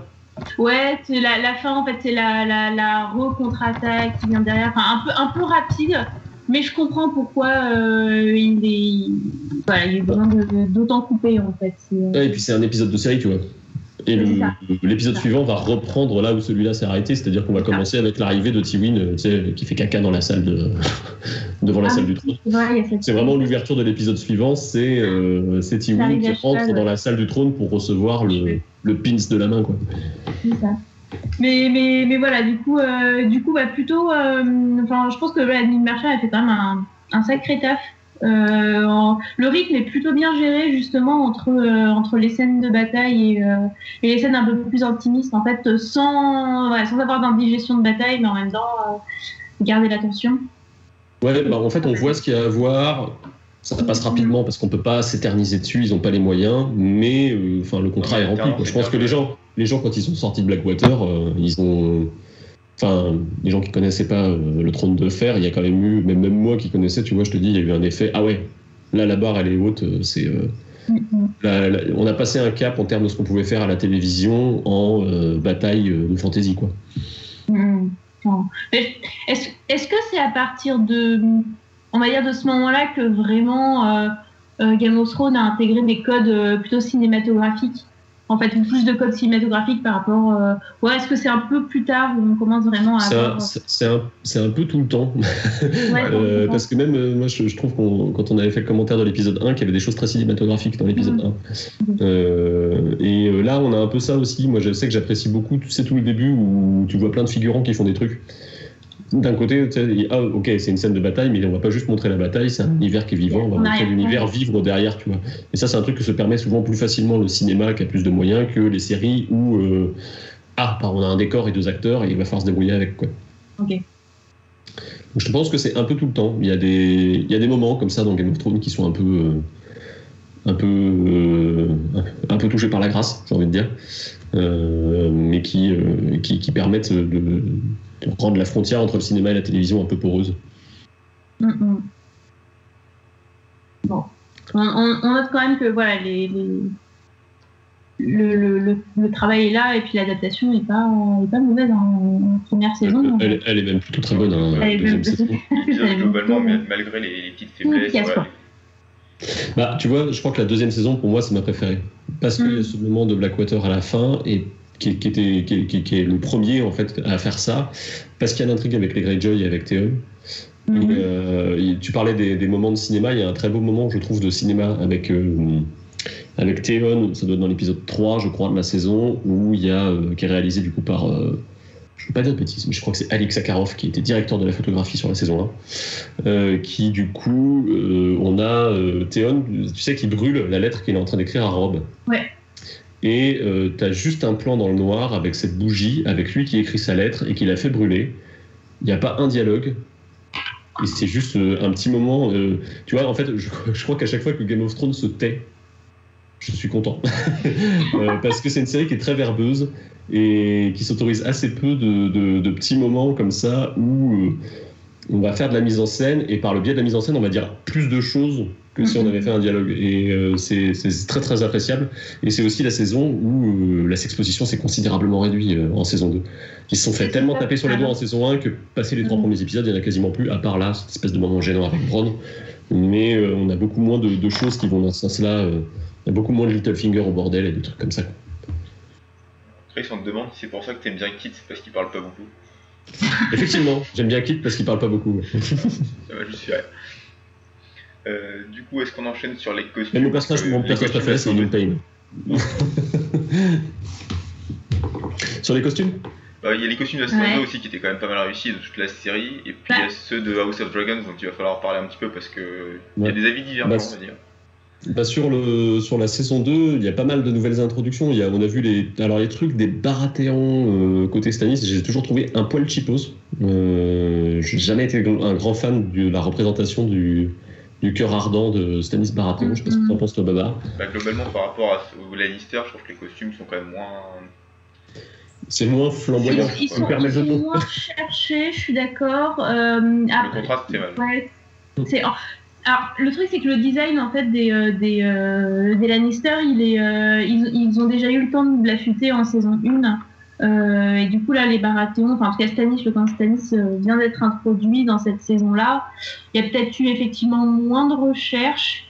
Après, ce que je trouve bien aussi dans les costumes, et je trouve que ça c'est assez vu dans cet épisode-là, c'est que chaque camp est assez distinguable au niveau des costumes. Ils ont une identité visuelle assez forte chacune de leur côté, ou en tout cas il y en a au moins une qui a une identité visuelle forte, ce qui fait qu'on arrive assez facilement à le reconnaître. Par exemple, l'armure des Lannister, on le reconnaît, on le connaît assez facilement, quoi, avec ce côté rouge, un peu d'inspiration japonisante. Le casque un peu chelou là qui s'ouvre en lunettes sur le devant. Les portes là. Ouais, les portes. Mais il y a un truc, tu vois, je pense que ça tient aussi au fait qu'il voulait, je pense, tu vois, tu fais un plan d'introduction à une nouvelle scène, si jamais t'as un soldat dans ton arrière-plan, tu sais où t'es en fait. T'as pas besoin d'autre chose que d'un costume de soldat en fait pour te dire t'es dans le nord ou t'es dans le. Ça permet à peu de frais aussi de faire, de marquer les différences géographiques, je pense que ça doit jouer aussi. Il y a les costumes des Greyjoy qui apparaissent dans cette saison aussi, qui sont assez cool. Enfin, moi, je les aime bien, mais... Les trucs en bois flotté Non, pas le truc en bois flotté. Tu sais, leurs espèces de vestes à trous, là, qui pendouillent de chaque côté de leur armure avec leur espèce de capuche et tout. Je sais pas, je trouve qu'il y a un truc un peu... un truc de marin un peu qui marche bien, en fait. Tu sens qu'ils ont regardé un peu comment ils pouvaient habiller des marins pour pouvoir le faire. Et du coup, on peut passer, si tu veux, sur Corlys Velaryon. On se part Corlys ou... Voilà, passons sur Corlys. On peut passer au costume d'House of the Dragon, du coup. Ouais, on va commencer. On en parle beaucoup. J'ai mis une petite image de Corlys là sur la vidéo. Vas-y sur Corlys si tu veux. Corlys, vas-y, Baba. Bon, alors, la perruque a vachement fait parler parce que, en fait, avant qu'on ait cette image-là, on avait des images un peu volées du tournage où vraiment la perruque, ça faisait vraiment très serpillière quoi, sur Corlys. Je trouve que ça va un petit peu mieux sur la photo générale. Bon, ça fait un peu... Je sais pas, c'est bon le fait qu'on puisse avoir un acteur noir avec des dreads, ça fait très très cliché, on va dire, parce qu'on a quasiment le même personnage. Aiglon avait noté qu'on a quasiment le même personnage dans The Walking Dead avec Ezekiel. Alors je pense honnêtement que là ils vont chercher un imaginaire Pierre des Caraïbes. Parce que Jack Sparrow dans Pirates des Caraïbes a sa coiffure avec les dreadlocks. Je pense qu'avec Corlys, c'est ce qu'ils ont cherché à faire, parce que Corlys c'est le grand navigateur. Donc c'est ce qu'ils ont cherché à faire. Est-ce que ça marchera ? Est-ce que ce sera heureux ? On verra. J'attends de voir comment ce sera filmé. Et puis ça met un terme aussi à un truc sur lequel on spéculait beaucoup, qui était du côté acteur à la peau noire valyrien. Est-ce qu'ils vont lui mettre la perruque blanche ou pas ? Et finalement, oui, il y a la perruque argentée, quoi. Il y a la perruque. Mais du coup, non, moi je sais pas, je trouve que alors lui, je sais pas, c'est un peu bizarre. Je pense que faut le voir porter dans la série parce que c'est des photos qui sont faites sur la plage, un peu genre. T'as presque l'impression que zut, il y a des photos qui ont fuité, peut-être on devrait en faire des officiels à nous quoi. Donc on va demander à un photographe de faire 2-3 photos. Et je trouve que je sais pas le rendu. Ça m'a fait bizarre sur le moment, mais au final, je me suis fait. Moi, je trouve il y a le. Ouais, ça passe, franchement. On peut parler du blason, peut-être de Velaryon. On va parler de ça. Faire un petit point sur les blasons. Un débat éternel sur est-ce que c'est un. Il y a un débat. Pour George R. R. Martin, c'est un hippocampe, normalement. C'est ça. Et en fait, là, c'est un. Je sais pas comment ça s'appelle en français, mais un seagull, c'est. C'est un kelpie. Oui, voilà, c'est ça. C'est du cheval imaginaire un peu écossais, en fait, dans l'idée. Enfin, moi, j'ai ces images de folklore celtique un peu, quoi. C'est totalement ça. Et pour le coup, ils ont pris, dans la série, ils ont pris plutôt cette image de folklore avec... en fait, c'est un devant de cheval et une queue de poisson. Et il y a une grosse... Enfin, ça discute beaucoup là-dessus. Moi, je trouve que c'est vrai. Ah, j'ai pas eu la fin de ce que dit Babar. Ouais. Ah. Faut que tu répètes ta dernière phrase. On t'entend un petit peu haché, vas-y, recommence. C'est franchement pinaillé pour que dalle. Non, vraiment, cette phrase ne veut pas passer. Oui, non, c'est pas grave, faut pas se dire la phrase d'après, ce sera plus facile. D'accord. Et là, est-ce que vous m'entendez? C'est bon, voilà. non? C'était cette phrase-là qui marchait pas. Bah, je disais que c'était vraiment pinaillé pour que dalle. Oui, non, ça c'est... Oui. Voilà. Non, mais bon, après, moi, je sais pas encore lisse. Moi, au final, je m'y suis fait. Je te dis, il faut voir dans la série ce que ça donnera, comment le personnage sera adapté. Après, il parlait d'un spin-off spécial sur lui. Est-ce que Steve Toussaint, du coup, qui joue Corlys, il est embauché sur les deux, ou est-ce qu'il y en a une des deux qui sera une série d'animation, parce qu'il y avait là ces histoires de rumeurs aussi qui traînent. On verra. mais peut-être que du coup, s'il y a un spin-off sur lui, il faudra s'attendre à peut-être une évolution de son costume. Peut-être que c'est la dernière évolution de son costume. C'est un peu un Pokémon, Corlys Velaryon, finalement. Il y a une remarque assez intéressante sur le fait, est-ce qu'ils vont vieillir les personnages ou faire des sauts dans le temps ou pas entre les saisons 1 et les suivantes, parce que il se passe du temps. Comment ils vont gérer cette chose-là? Bon, je trouverais ça bête de ne pas le faire. Ah ouais. Parce que t'as le format naturel. En fait, je sais pas comment HBO envisage la diffusion, mais si c'est une diffusion, je sais pas comment ça marche sur HBO Max, sur leur série. C'est un épisode par semaine en ce moment? Ou est-ce qu'ils livrent tout comme Netflix en fait? Je sais pas. Faudrait demander à Nympha pour ça. Mais honnêtement, moi je pense qu'ils vont garder la diffusion hebdomadaire. Parce que ce serait tellement. Enfin, tu vois, un des gros succès de Game of Thrones, c'est aussi parce que ça a mobilisé énormément de gens qui ont discuté pendant toute une semaine sur les rebondissements derrière. Je pense qu'ils vont garder le même système en fait. Ce serait. Mais du coup, si tu gardes ce système de diffusion hebdomadaire, je trouve que naturellement, tu as ton ellipse. Si jamais il faut faire un vieillissement à un moment, tu n'as presque pas besoin de mettre un petit carton en disant 3 ans plus tard, à la fin, avec quelques éléments de maquillage et de tenue et de posture d'acteurs, parce que c'est quand même plutôt des bons acteurs qui ont été embauchés, je pense. Tu peux obtenir un effet, et même si d'une année sur l'autre, en fait, tu peux facilement faire une ellipse et dire la saison suivante se passe 5 ans après. Ouais. C'est vraiment pas déconnant, parce que tu as une ellipse naturelle qui va avoir lieu dans la diffusion, en fait. Et le format série permet ça, et je trouve que c'est intéressant de s'en emparer. Et du coup, en fait, en voyant même les photos donc, de Emma Darcy et de Olivia Cooke, donc Rhaenyra et Alicent, je pense pas qu'ils changent d'acteur un peu à la façon de The Crown. Je pense qu'on a des actrices en fait et des acteurs qui même si tu leur fais prendre 5 ans, je trouve que ça reste dans le raisonnable. Il faudra voir comment est-ce qu'ils géreront au niveau des perruques, au niveau du maquillage, mais je pense pas du coup qu'ils changent d'acteur. Bah, tu vois, là-dedans, tu passes sur assez peu de temps pour qu'il y ait moyen, juste par des artifices de maquillage peut-être, de s'en sortir. Ouais. Bah, tu vois, pour reprendre, alors du coup, pour les filles, je crois que je les ai pas vues dans d'autres films. Si je crois qu'Emma Darcy, je l'ai vue dans un autre film, mais j'ai déjà oublié.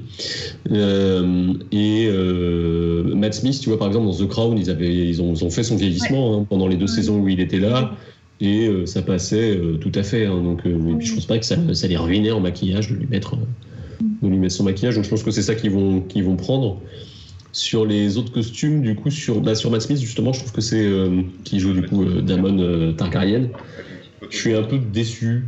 Je trouve que c'est du Targaryen classique. Faudra le voir porter aussi. J'espère que le personnage, ils vont le loubariser un peu, quoi. Tu vois, le rendre un peu plus, un peu moins propre. En fait, j'imagine pas du tout ce personnage aussi propre. C'est genre Pulpicier, quoi.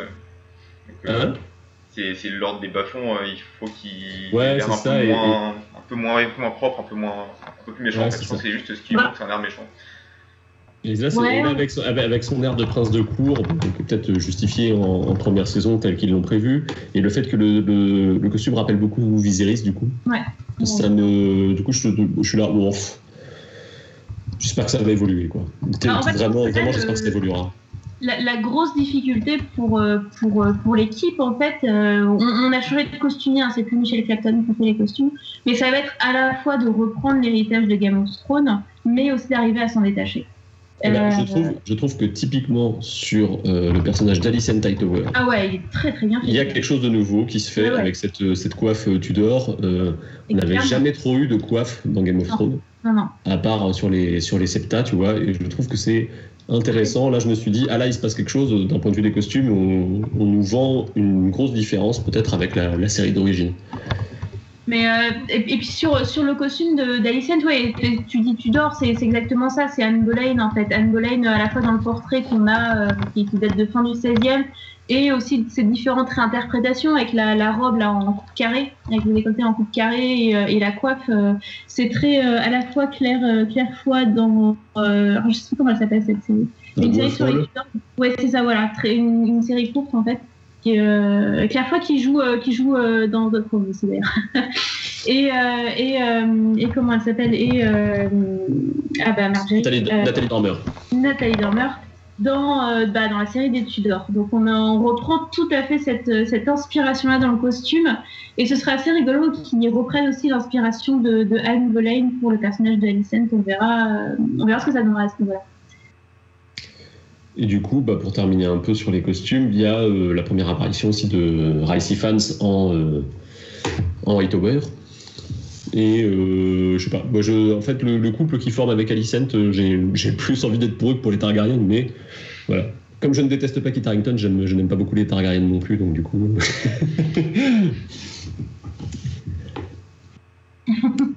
Il y a un truc, je pense que je vais être Team Hightower pour le coup sur les là-dessus. Encore quelqu'un avec qui on va arrêter de parler. C'est dommage. C'est ça. Ouais, je te parle plus parce que non, mais attends, de l'autre côté il y a Corlys quoi. Ouais, mais je sais pas, j'aime beaucoup les Hightower dans ce qui se passe autour de la danse des dragons. Je trouve que c'est vraiment intéressant cette avancée de cette maison qui fait une avancée fulgurante dans la course au pouvoir et qui finalement à l'arrivée, ça se passe pas si bien, quoi. Mais sur Otto. Oula, va falloir que tu reprennes, on t'entend plus. En tout cas, vous avez relancé le débat vert contre noir. Je pense qu'on peut repartir pour 3 ou 4 ans de débat. Alors attends, on va essayer de récupérer Babar déjà, ça serait pas mal. Hein.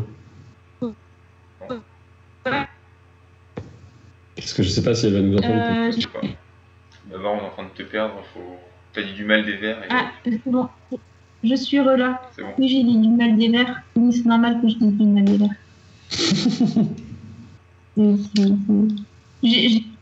Je disais que sur le costume de Otto, il y avait un collier.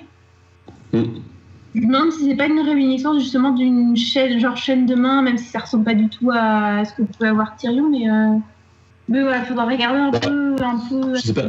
On voit ce que c'est comme collier ou pas trop, parce que moi j'ai pas les images. C'est des 8. Enfin, c'est des 8 attachés les uns aux autres. D'accord. Il a une chaîne quoi. Il est. Ouais, voilà. Il lui manque les gourmettes, les petites gourmettes et vas-y, c'est Otto quoi. Bon, les costumes sont peut-être un petit peu moins détaillés pour l'instant que par exemple ce qu'on a vu avec les broderies de la robe de Cersei. Enfin, quoique sur la robe de Rhaenyra, il y a quand même du travail, quoi. Mais faudrait voir. Enfin, j'avais vraiment peur pour les costumes parce que le costumier est quelqu'un qui a travaillé sur des Disney, notamment sur celui avec Angelina Jolie. Maleficent. Il y a un Disney avec Angelina Jolie. Non, il y a Angelina Jolie tout court. Ah, on a perdu Baba. Donc le costumier, ouais, c'est celui-là, et j'avais peur que ce soit hyper kitsch. Et en fait, je trouve qu'on reste quand même dans la lignée Game of Thrones. Ouais, je pense que ça va être tout le travail de la nouvelle série de faire un truc entre continuité et différence. Moi, à titre personnel, j'aimerais beaucoup que ça aille vers la différence parce que j'ai envie de voir d'autres choses, d'autres versions de cette œuvre-là. Je trouve qu'on gagne toujours à être un peu différent du produit d'origine. Mais voilà quoi. Tu vois, il y a quelque part, tu vois. C'est risqué aussi de faire complètement différent après. Parce qu'il y a quand même quelque chose qui a marché et qu'ils veulent. Bah, c'est toujours un peu risqué, mais j'ai envie de dire que les expériences de la nouvelle trilogie Star Wars comme du Hobbit nous ont appris que quand tu faisais trop proche du matériau d'origine, souvent tu tombais à côté. Donc j'espère que cette leçon sera un peu retenue, quoi. Bah, on verra même la façon dont ils géreront l'arc des enfants de Rhaenyra, qui dans les bouquins, enfin c'est du copier-coller de Cersei. Donc je pense que là-dessus, peut-être en jouant sur la carte du Corlys noir, ils joueront peut-être là-dessus, ils adapteront, et je pense que ce sera une bonne chose, quoi, qu'on ait un peu une autre version. Après, il n'y a pas Martin là, il y aura peut-être plus le problème entre guillemets de s'embarquer dans quelque chose qu'ils maîtrisent pas. Là, ils ont une histoire entière connue du début à la fin. Ouais. Ils ont pas Martin qui va écrire des épisodes et qui va dire ça je le veux absolument, sachant qu'après ils sauront pas comment faire. Donc je pense que là il y a pas mal d'écueils qui vont être évités juste par ça. Ouais, et puis Sapochnik a déjà travaillé sur Game of Thrones, il sait comment ça se passe, tu vois. Lui qui est showrunner, tu vois, c'est pas non plus. En fait, ce que je trouve intéressant dans l'équipe de showrunner qui a été choisie, que ce soit Condal d'un côté, ou Sapochnik, c'est que d'un côté on a quelqu'un qui est il a été showrunner d'autres séries qu'il a plus ou moins bien mené et qu'on aime plus ou moins, mais en tout cas il est capable d'avoir une vision globale et deux scénaristes. Et Sapochnik a l'approche très technicienne, je trouve, du plateau de tournage, et je pense que ça peut vraiment être un plus pour cette série-là. À voir si l'essai sera transformé, mais c'est en tout cas des choix qui sont intéressants. Voilà. Ça laisse des perspectives pour la suite quand même. Ouais. C'est ça. Et ben ça va peut-être l'heure de nous laisser. À moins qu'il y ait des réactions. Voilà, retourner. Ça débat beaucoup de Corlys. Ah bah. Oui. Vous vous embêtez avec ça, mais il y a de quoi dire et il y aura de quoi dire encore pour un long moment, je pense. Moi, j'attends vraiment de voir la première bande-annonce. C'est plus que les photos. Je trouve que une bande-annonce, ça peut déjà te donner une bonne idée de l'ambiance globale, comment elle va être. Ah, ça, tu l'auras pas avant janvier. La production vient de démarrer, donc ça prend un peu de temps. Oui, non, mais voilà, mais c'est pour ça, tu vois, finalement, les photos, je suis toujours un peu. C'est les premières photos. C'est quand on avait eu la photo de Ned sur le trône de fer, on l'a eu assez tôt, tu vois, en amont de la saison 1. Et ce qu'on avait à dire dessus, ça voulait pas dire comment serait la saison 1, tu vois, finalement. La tête à Sean Bean sur un costume. Là, c'est un peu pareil, tu vois, on verra. On verra. Donc, sur ces paroles, peut-être qu'on va s'arrêter là, parce qu'il fait une petite heure et demie qu'on est dessus. On blablette. Et ouais. Et bah, merci à tous. À tous ceux qui nous ont suivis, ouais. D'avoir écouté jusque-là. Le chat. Et puis n'hésitez pas à aller voter pour le prochain épisode. Ouais. Même si a priori ce sera quand même les noces pourpres, et puis n'hésitez pas à rester à l'affût de l'actualité de la garde de nuit pour savoir quand est-ce qu'on fera le prochain live, tout simplement. Bon, désolé pour les petites pétouilles liées à ma connexion internet. Voilà. On arrangera la technique plus tard. Voilà. Bon, des bisous à tout le monde. Ouais, salut. Salut.